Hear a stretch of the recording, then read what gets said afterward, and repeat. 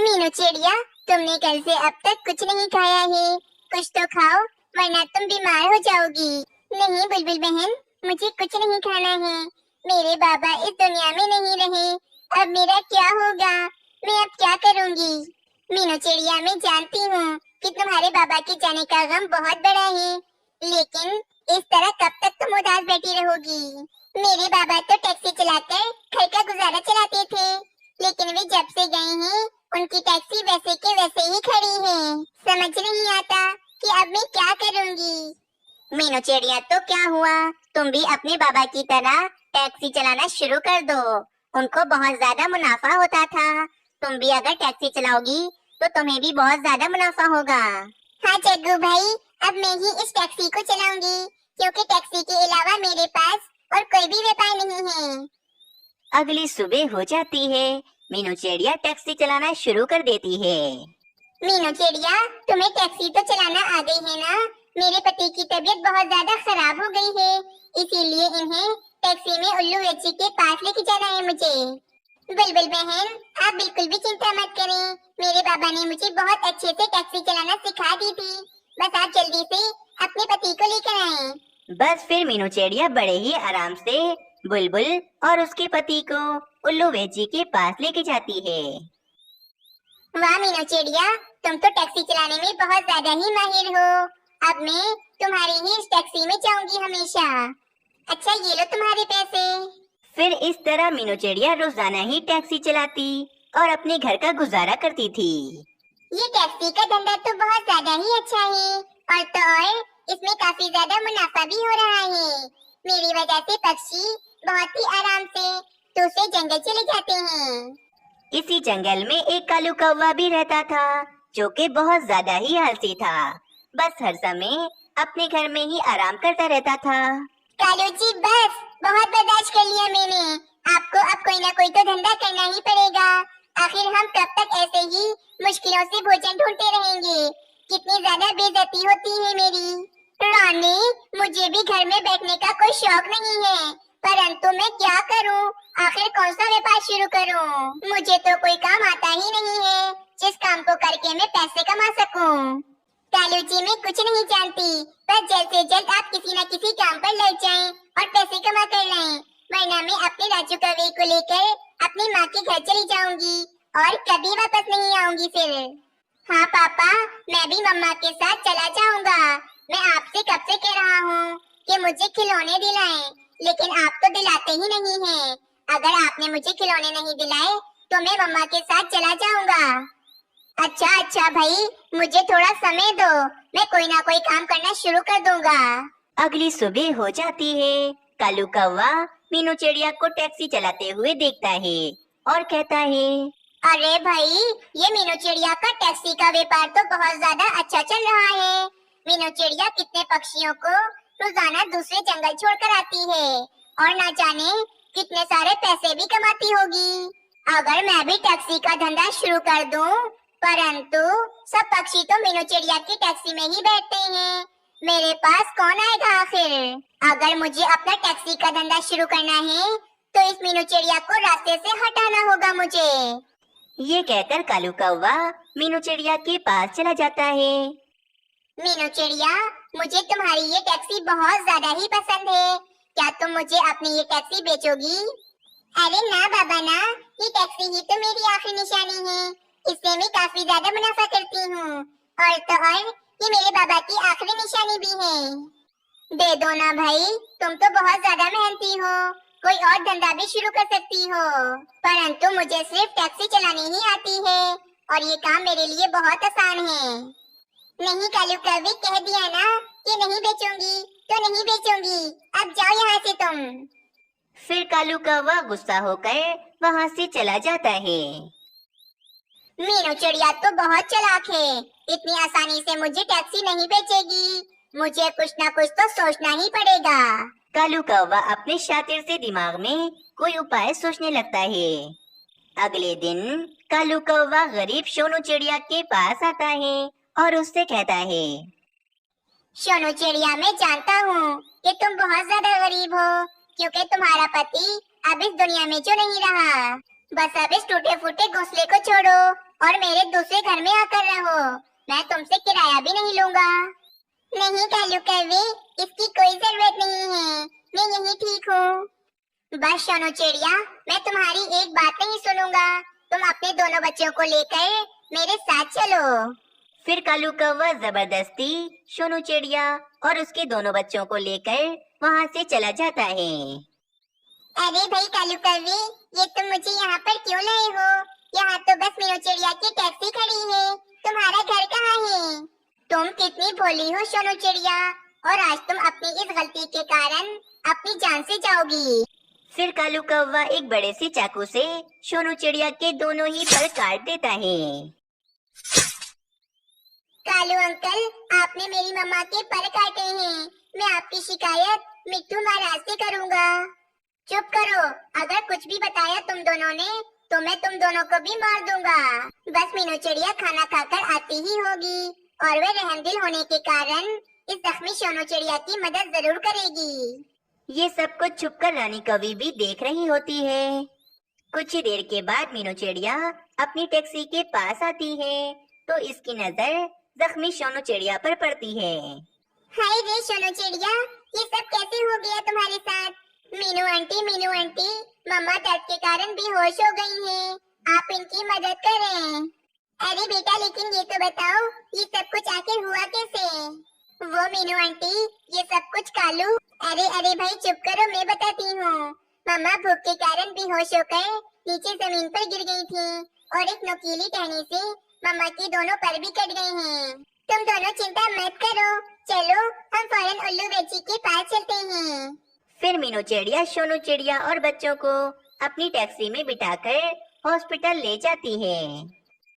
उल्लू बेची, जल्दी से सोनू चिड़िया को ठीक कर दें। इन बच्चों का सोनू चिड़िया के अलावा और कोई नहीं है इस दुनिया में। मीनू चिड़िया सोनू चिड़िया के दोनों पर अलग हो गए हैं और अब इन्हें वापस जोड़ने में बहुत ज्यादा पैसे लगेंगे।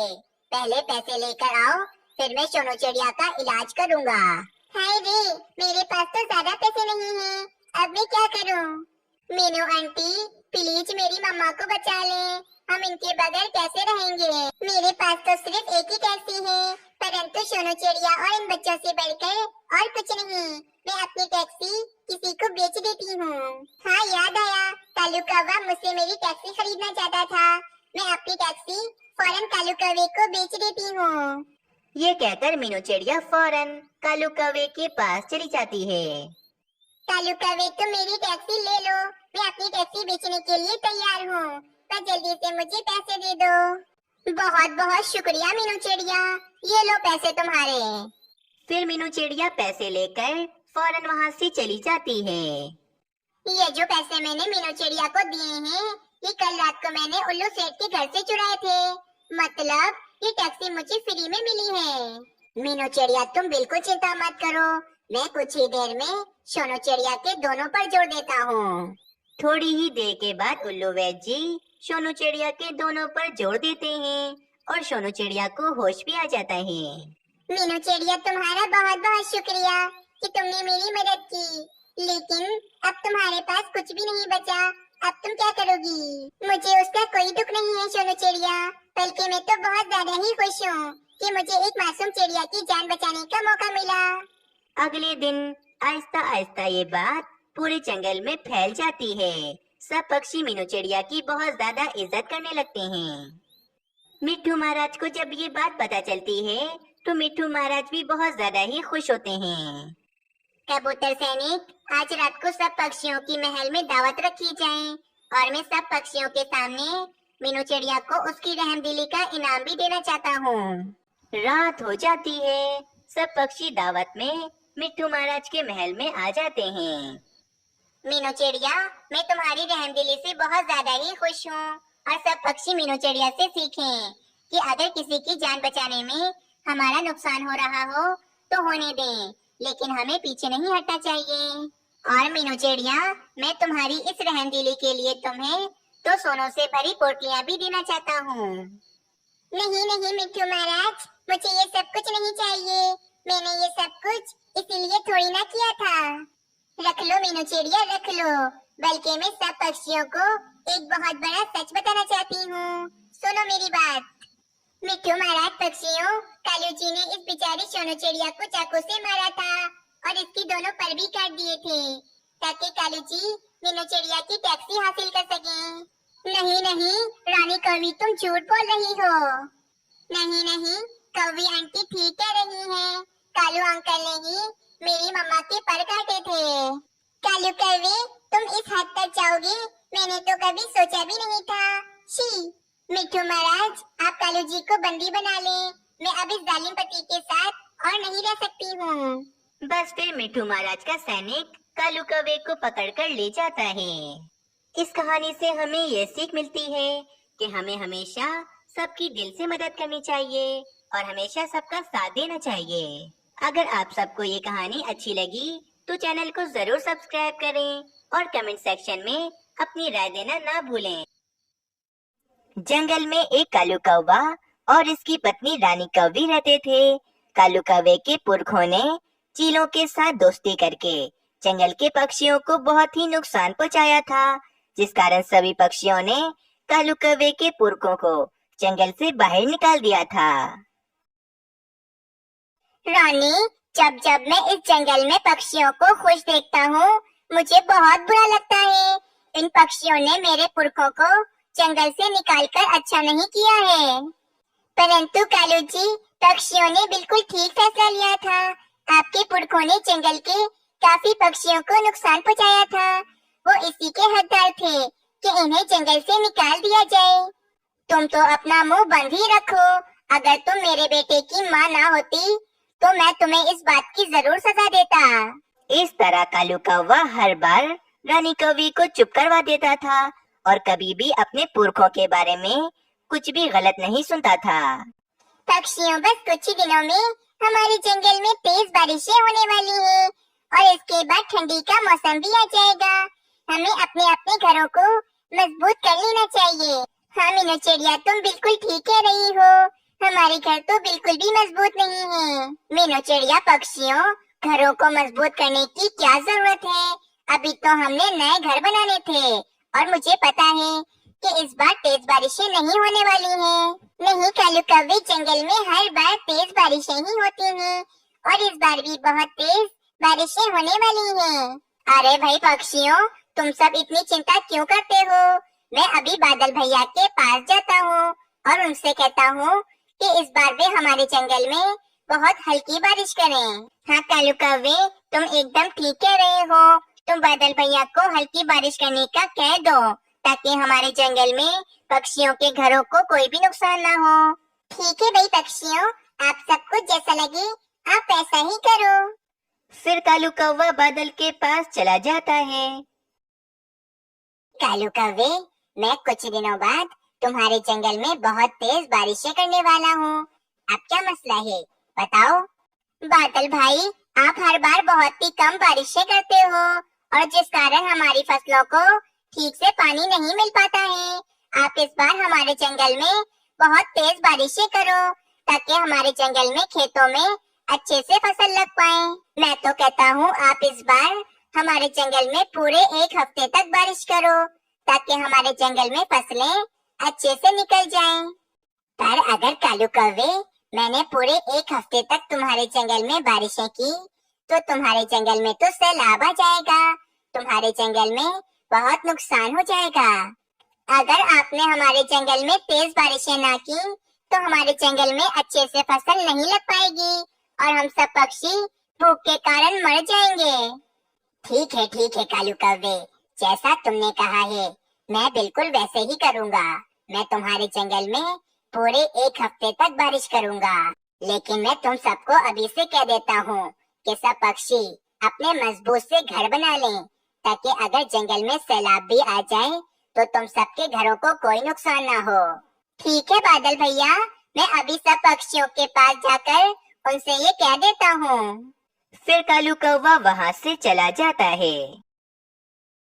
फिर कालू कौवा और रानी कौवी छुपके छुपके अपना एक मजबूत सा घर तैयार करने लगते हैं। कुछ ही दिनों के बाद जंगल में बहुत तेज बारिशें होने लगती हैं। अरे वाह भाई वाह, अब आएगा मजा। इतनी तेज बारिश में इन पक्षियों के घर नहीं टिक पाएंगे और ये सब पक्षी अपने घर से बेघर हो जाएंगे। फिर मजबूरन इन पक्षियों को इस जंगल को छोड़कर जाना ही पड़ेगा और मेरा बदला पूरा हो जाएगा। जैसे इन दुष्ट पक्षियों ने मेरे पुरखों को जंगल से निकाला था, वैसे इन पक्षियों को भी इस जंगल को छोड़कर जाना ही पड़ेगा। अरे मीनू चिड़िया, ये इतनी तेज बारिशें कैसे शुरू हो गई? कालू कौवा तो कह रहा था कि इसने बादल भैया को कह दिया है कि इस बार बादल भैया हमारे जंगल में हल्की बारिशें करें। चलो तोते, कालू कौवे के पास चलते हैं और उससे ही पूछते हैं। फिर मीनू चिड़िया और तोता कालू कौवे के घर की तरफ चले जाते हैं। कालू कौवे, तुमने ये इतना बड़ा घर कब बना लिया? हमें तो पता ही नहीं चला। अरे तोते, ये सब कुछ छोड़ो। कालू कौवे, तुमने हम सब पक्षियों से झूठ क्यों बोला कि बादल भैया हमारे जंगल में हल्की बारिश करने के लिए मान गए हैं? मीनू चिड़िया, मैं तो बहुत ज्यादा परेशान हूँ। बादल भैया ने सब पक्षियों को धोखा दिया है। परंतु कालू कौवे, अब हम क्या करें? फिर कुछ देर तेज बारिशों के कारण सब पक्षियों के घर टूटकर नीचे जमीन पर गिर जाते हैं और किसी किसी पक्षी के तो अंडे भी टूट जाते हैं। मीनू चिड़िया, हम सब पक्षी बेघर हो गए हैं। अब इस तूफानी बारिश में हम दूसरा घर कैसे बनाएंगे? परंतु सिर्फ कालू कौवे के अलावा सब पक्षियों के घर टूट कैसे गए हैं? ऐसा कैसे हो सकता है? बुलबुल बहन, मैं और रानी तो 1 महीने पहले से ही अपने घर की मरम्मत कर रहे थे और तुम सब पक्षियों के घर तो काफी ज्यादा पुराने थे, इसी कारण वे तेज बारिश से टूट गए हैं। बुलबुल बहन, ये वक्त लड़ने का नहीं बल्कि ये सोचना है कि हम बारिश से कैसे बचेंगे। कुछ न कुछ तो सोचना ही होगा, वरना इस तूफानी बारिश में और ठंड के मारे हम सब पक्षी बीमार न हो जाएं।